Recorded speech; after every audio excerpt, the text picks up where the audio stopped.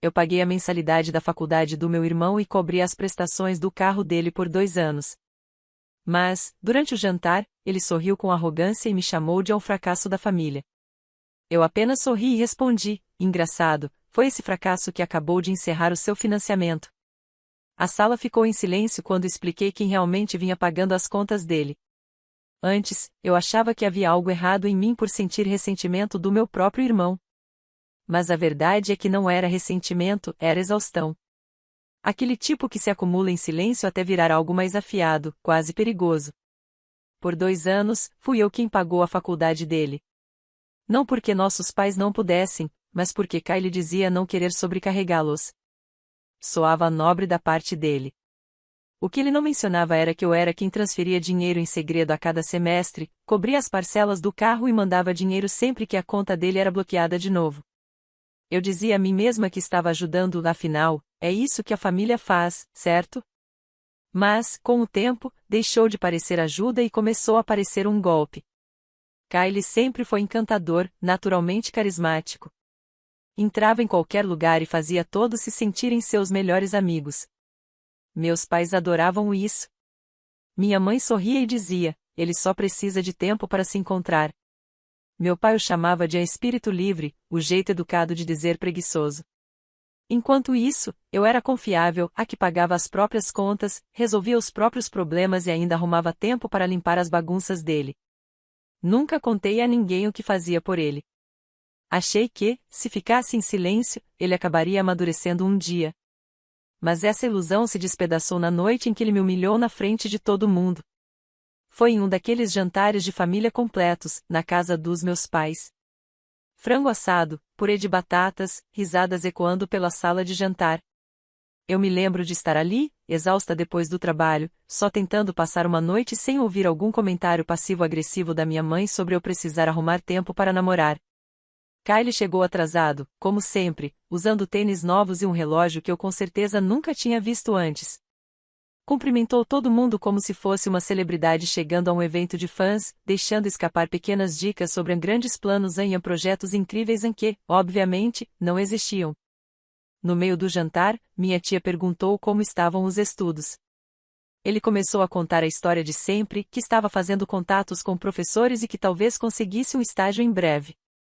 Eu fiquei calada, mordendo a língua, sabendo que ele tinha faltado mais aulas do que frequentado no último semestre. Então a tia Lynn virou para mim. Perguntou como estava o meu negócio, e eu disse que ia bem, só andava muito ocupada. Comentei que estava tão sobrecarregada com o trabalho de clientes que mal tinha tempo para cozinhar. Kyle riu alto, de um jeito debochado, e disse: dá pra ver. A mesa ficou em silêncio. Ele se recostou na cadeira, com um sorriso de desdém, e completou: vá lá, vê. Você sempre foi o fracasso da família. Mas, pelo menos, tá bem alimentada. Algo dentro de mim estalou. Por 2 anos, eu tinha bancado tudo que o mantinha de pé: a faculdade, o carro, o apartamento, até as assinaturas de streaming, e ele ainda tinha a audácia de me ridicularizar na frente de todos, de me chamar de fracassada enquanto vivia às minhas custas. Senti meus pais esperando que eu risse, que mantivesse a paz como sempre fazia. Mas eu não ri. Eu sorri não porque fosse engraçado, mas porque, de repente, percebi o quanto poder eu realmente tinha. Coloquei o garfo sobre o prato e disse: sabe de uma coisa, Kyle? Você tem razão. Eu sou o fracasso. Engraçado, né? Esse fracasso acabou de encerrar o seu financiamento. Ele congelou. Todos congelaram. O garfo do meu pai tilintou no prato. Minha mãe piscou, confusa. Kyle parecia tentar entender o que eu quis dizer. Então eu expliquei. Acho que ele nunca esperou que eu reagisse. Esse foi o erro dele. Ele estava acostumado a me ver engolir tudo, cada insulto, cada provocação, cada vez que me deixava no prejuízo. Ele contava com o meu silêncio, porque isso fazia parecer o irmão melhor. Mas, naquela noite, ele foi longe demais. E me empurrou para um lugar onde eu já não me importava em manter a paz. Então eu contei tudo. Disse que o carro do qual ele tanto se gabava ainda era, tecnicamente, meu. Ele não conseguiu aprovação para o financiamento por não ter histórico de crédito, então eu assinei o contrato no meu nome. Ele deveria me enviar os pagamentos todos os meses, mas isso só aconteceu 2 vezes, uma quando nossos pais lhe deram dinheiro de Natal e outra quando ele fez a ex-namorada se sentir culpada o suficiente para pagar por ele. Contei que a faculdade pela qual ele fingia estar se sacrificando, na verdade, era financiada pelos meus contratos de freelancer. Ele já não tinha direito ao auxílio estudantil, reprovou em muitas matérias. E adivinha quem entrou em cena para ele não ficar para trás? Eu. Disse também que o apartamento que ele exibia no Instagram como se fosse símbolo de uma vida independente e bem-sucedida, eu tinha pago o depósito. E ainda cobri 2 meses de aluguel quando ele estourou o orçamento comprando um videogame e viajando para Las Vegas no fim de semana. Essa doeu. Meu primo Jason até engasgou com a bebida. Eu contei tudo, absolutamente tudo. Sem elevar a voz, sem drama, só fatos. E, à medida que eu falava, o clima na sala mudou. Vi a expressão da minha mãe passar de confusão para descrença e, depois, para algo mais silencioso, algo que parecia vergonha. Meu pai não disse uma palavra, apenas encarou o prato, como se ele tivesse ficado de repente mais complicado do que podia suportar. Kylie tentava interromper, balbuciando coisas como isso não é justo, você que se ofereceu, você não entende o que eu tô passando, mas eu não dei espaço. Continuei. Lembrei da vez em que ele mentiu dizendo que o cheque da bolsa de estudos não tinha caído, e eu paguei o aluguel, só para vê-lo postar fotos de um festival de música no mesmo fim de semana. Contei sobre o cartão de crédito que abri para ele usar em emergências, e que ele estourou com delivery e energéticos de posto, depois sumiu por 3 semanas quando cobrei ajuda no pagamento. Disse, sem rodeios, que ele nunca sequer me agradeceu. Então olhei diretamente para ele e falei, você acha que eu sou o fracasso? Você passou 2 anos mentindo, se encostando e fingindo. E a única razão pela qual conseguiu sair impune é porque todo mundo nesta sala estava ocupado demais te mimando para enxergar. Ninguém disse nada. Foi aquele tipo de silêncio que parece irreal, o que aperta o peito e faz a pele esquentar. Nenhum talher batendo, nenhuma risadinha nervosa, só imobilidade. E então veio a pior parte. Não foi grito, nem briga, foi a percepção. Um por um, começaram a olhar para Kylie de outro jeito. Não mais como o queridinho da família, nem o irmão mais novo encantador, mas como alguém que de repente não reconheciam. Ele ficou curvado, olhando fixamente para a mesa, como se evitar o olhar de todos pudesse apagar o momento. Mas o momento era real. Finalmente real. Meu pai foi o primeiro a se levantar. Sem palavras, sem explosões. Apenas afastou a cadeira e saiu da sala, como se precisasse estar em qualquer outro lugar. Sinceramente, acho que era a única forma que ele tinha de se manter firme. Para um homem que passou a vida acreditando que os problemas desaparecem se ele permanecer calmo bastante, aquilo era algo que não dava mais para encobrir. Minha mãe foi a próxima. Ela se virou para Kylie devagar, rígida, como se tivesse medo da resposta, e perguntou se tudo aquilo era verdade, a faculdade, o aluguel, tudo que eu acabará de revelar. Kylie nem tentou negar. Deu de ombros e disse, também, não é como se ela não pudesse pagar. Aquela frase caiu sobre a mesa com mais força do que qualquer coisa que eu tivesse dito.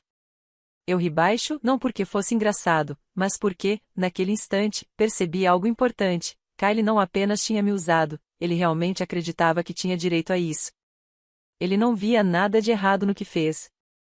Achava que o meu sucesso lhe dava licença para viver às custas dele. Olhei para minha mãe e disse, eu passei 3 semanas comendo barrinhas de proteína porque os pagamentos dos meus clientes atrasaram. Estourei minha conta 2 vezes. Enquanto isso, ele estava em Miami com os amigos, usando o dinheiro que mandei para comprar livros. Minha prima Olivia piscou, abaixou o olhar para o prato e então falou, Kylie tinha pedido $1.000 emprestados a ela em julho, dizendo que seria expulso das aulas se não pagasse uma taxa de matrícula atrasada.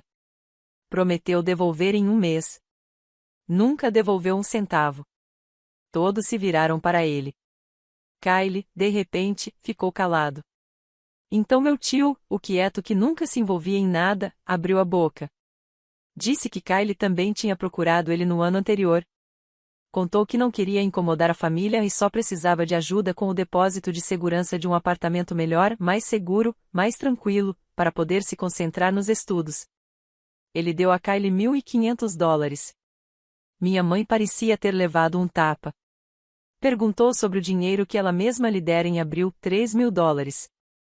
Ele tinha dito que era para a mensalidade da faculdade, a última chance de continuar matriculado.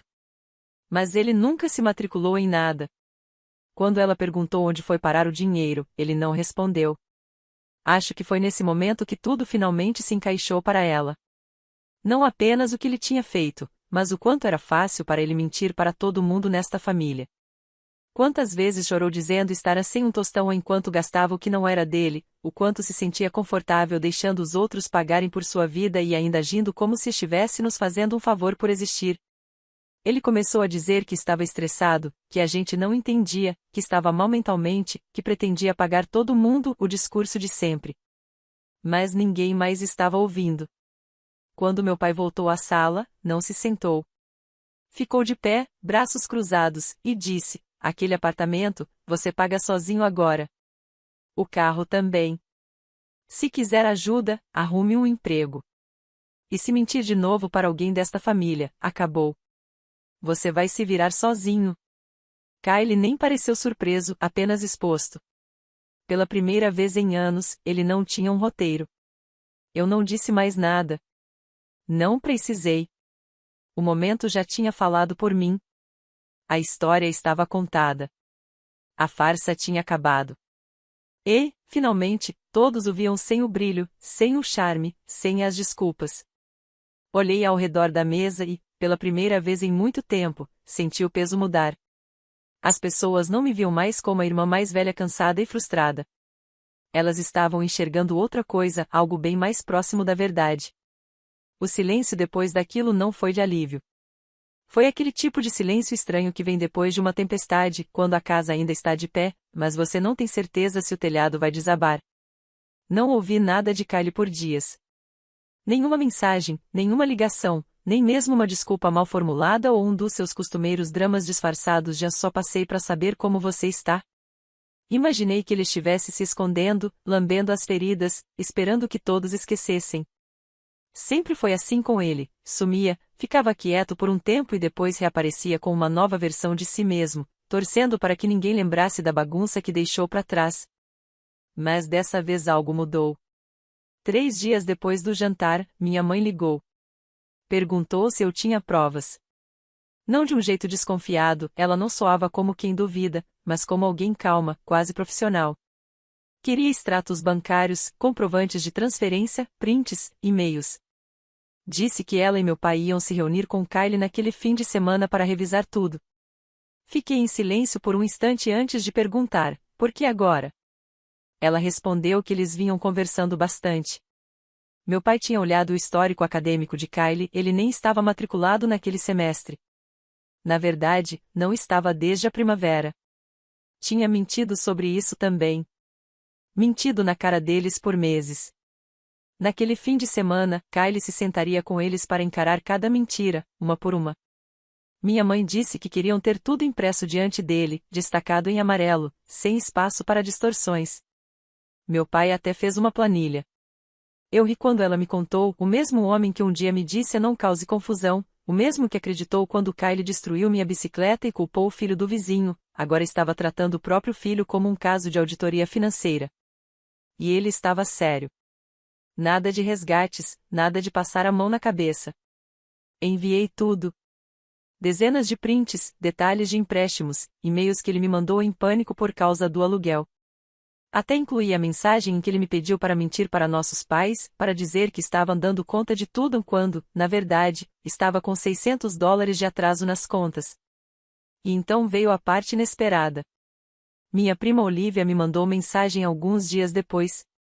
Disse que tinha recebido um pedido de desculpas longo de Kylie. Parágrafos inteiros, não aquelas mensagens vagas e manipuladoras de antes. Sem gaslighting, sem drama, sem bancar a vítima. Apenas responsabilidade. Ele escreveu que estava envergonhado, que sabia que tinha machucado pessoas, que estava se candidatando a empregos e não esperava perdão imediato, mas queria começar a fazer as coisas direito. Eu não confiei completamente. Já tinha passado por isso antes, o arrependimento, as promessas vazias, aquela leve mudança de comportamento que nunca durava. Mas Olivia disse que dessa vez parecia diferente. Talvez fosse porque, no mesmo dia, meu tio me ligou, o mesmo de quem Kylie tinha pegado mais de $1.000 emprestados. Ele disse que vinha pensando naquilo desde o jantar. E que o que mais o impressionou não foi o comportamento de Kylie, e sim o quanto tempo eu tinha carregado esse peso sozinha. Pediu desculpas. Disse que devia ter falado alguma coisa, que viu o que acontecia, mas preferiu ficar em silêncio. Todos nós ficamos, e isso só fez Kylie acreditar que podia continuar agindo assim. Não chorei durante a ligação, mas depois que desliguei, fiquei sentada no chão, encarando a parede por um bom tempo. Naquela noite, recebi um convite da minha mãe para jantar, só eu. Sem o Kylie. Quando cheguei, ela já tinha feito café e tirado de uma lata antiga aqueles biscoitos que eu amava quando era criança. O silêncio era estranho, quase pesado. Sentamos à mesa da cozinha, e ela me olhou e disse: eu estava tão preocupada com o seu irmão se afogando que não percebi que era você quem o mantinha acima da água. Ela me contou que não pagariam mais um centavo do aluguel dele. Que, se quisesse ficar com o carro, teria que refinanciar no próprio nome. Eles até se ofereceram para ajudar, mas apenas se ele arrumasse um emprego, mostrasse os comprovantes e seguisse um plano. Nada de próximo semestre. Nada de fingimentos. Eu não soube o que dizer. Pela primeira vez em anos, eles estavam realmente fazendo o papel de pais. No dia seguinte, recebi uma notificação do meu cartão de crédito, um pagamento havia sido feito. $200, enviados por Kylie. Não chegava nem perto do que ele devia, mas era alguma coisa. 2 dias depois, ele me mandou uma mensagem curta: não espero que você me perdoe, mas vou pagar cada centavo, mesmo que leve anos. Fiquei olhando para a tela por um bom tempo. E, justo quando achei que a poeira finalmente tinha baixado, não tinha. Na semana seguinte, apareceu uma cobrança no meu cartão de uma loja de roupas que eu nunca tinha visto. $320. Meu nome, meu cartão, o estilo dele. Eu nunca tinha cancelado o cartão de emergência que dei a ele há um ano. Achei que sim. Estava errada. Fiquei olhando para aquela cobrança por um minuto inteiro antes de meu cérebro entender o que via. $320 em uma loja descolada no centro de Los Angeles, daquelas que vendem camisetas por 70 e tênis sem preço na etiqueta. O cartão que ele usou nem deveria mais existir. Era aquele cartão de emergência que eu tinha aberto para ele um ano antes, quando ele me convenceu de que só precisava de algo para colocar gasolina até se formar. Achei que tinha encerrado a conta depois da última vez que ele estourou o limite, mas aparentemente não finalizei o processo. Quis acreditar que tinha sido um engano. Talvez ele tivesse esquecido que o cartão ainda estava ativo. Talvez a loja tivesse salvo os dados no sistema. Talvez não fosse o que parecia ser. Mas então olhei o horário da transação, 15h42. E às 15h55, apenas 13 minutos depois, ele postou um story no Instagram, um espelho de provador, usando um moletom preto com um logo dourado e a legenda: um presentinho pra mim. Trabalhando duro. Ralando. Ele disse ralando. No começo, nem senti raiva. Só cansaço. Um cansaço profundo, que parecia vir dos ossos. Eu tinha dado a ele todas as chances, acreditado em cada desculpa, visto ele tentar sair devagar do buraco que cavou para si mesmo. Até deixei que a esperança voltasse, achando que, talvez, dessa vez, ele realmente estivesse mudando. E lá estava ele, 13 minutos depois de passar um cartão que não era dele, se gabando de se presentear. Tirei print da cobrança. Depois do story. E liguei para ele. Claro que não atendeu. Então enviei as capturas com uma única frase: eu te dei todas as chances. Essa foi a última. Nenhuma resposta. Esperei 1 hora. Nada. Por volta das 23 horas, finalmente chegou uma mensagem: esqueci que o cartão ainda estava ativo, vou devolver. Sem pedido de desculpas, sem explicação, só um jeito frio de minimizar tudo, como se eu estivesse exagerando. Como se $320 roubados de quem já tinha dado milhares não significassem nada. Aquilo foi o fim para mim. Não por causa da cobrança em si, nem pela mentira, mas pelo que simbolizava. Liguei pro banco, registrei uma queixa de fraude e fechei a conta de vez. Depois fiz algo que devia ter feito há muito tempo, bloqueei ele em tudo. Mensagens, e-mail, Venmo, Instagram. Até tirei o nome dele da lista de contatos de emergência no consultório médico. Eu não estava com raiva. Eu estava encerrando. Na manhã seguinte, meus pais ligaram. Kyle tinha dito a eles que eu estava exagerando de novo, que ele estava tentando se acertar e que eu o cortei por nada. Mas, dessa vez, eles não o defenderam. Minha mãe perguntou o que tinha acontecido. Mandei os prints. 10 minutos depois, ela respondeu: entendemos. Faça o que precisar fazer. Achei que sentiria culpa. Que duvidaria de mim? Mas nada disso veio.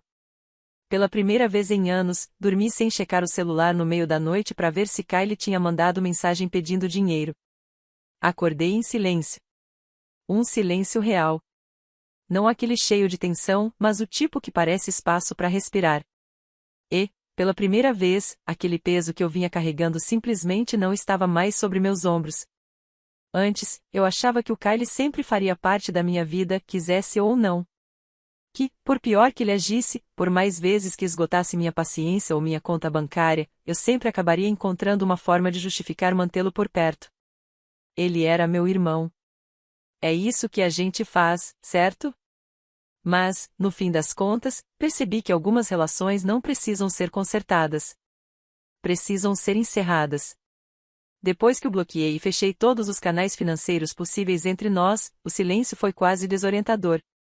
Eu não tinha percebido quanto da minha rotina girava em torno de antecipar a próxima necessidade dele, o próximo problema que eu teria de resolver. Continuava checando o celular por hábito, esperando uma nova mensagem, algum apelo emocional disfarçado, ou uma piada sem graça sobre estar duro de novo. Mas não veio nada. E nesse nada, comecei a respirar de novo. No início foi estranho. Sentia culpa até no silêncio. Eu havia passado tanto tempo reagindo a ele, planejando em função dele, garantindo que ele não desabasse, que já nem sabia como era simplesmente viver sem aquela ansiedade constante vibrando no fundo. Mas, aos poucos, o espaço que ele deixou começou a se transformar em outra coisa. Liberdade. Comprei uma nova escrivaninha, fiz uma viagem de fim de semana para Seattle. Comecei a dizer assim para coisas que antes recusava por precaução financeira, convites para jantar, viagens de última hora, até coisas simples, como tomar um café sem pensar demais no preço. Finalmente troquei meu notebook velho, que já vinha morrendo há meses. Cada clique no teclado novo parecia me lembrar: agora isso é meu. Por essa época, minha mãe ligou e perguntou se eu podia ir jantar lá em casa. Só jantar. Sem discursos, sem grandes conversas. Ela fez macarrão, serviu vinho, e a gente se sentou no quintal, sob as luzes que eles nunca tinham usado antes. Ela me contou que o Kyle estava em casa, já fazia algumas semanas. Não me pediu para procurá-lo, nem tentou justificar o que ele tinha feito. Só contou os fatos. Ele estava trabalhando meio período em uma loja de ferragens, pegando ônibus, ajudando nas tarefas de casa e começando, devagar, a pagar o que devia. Aparentemente, meu pai tinha feito um orçamento impresso e dito que, se ele falhasse uma semana, todo o apoio seria cortado. Ela disse que o Kyle não discutiu. Estava mais calado agora, cansado, diferente.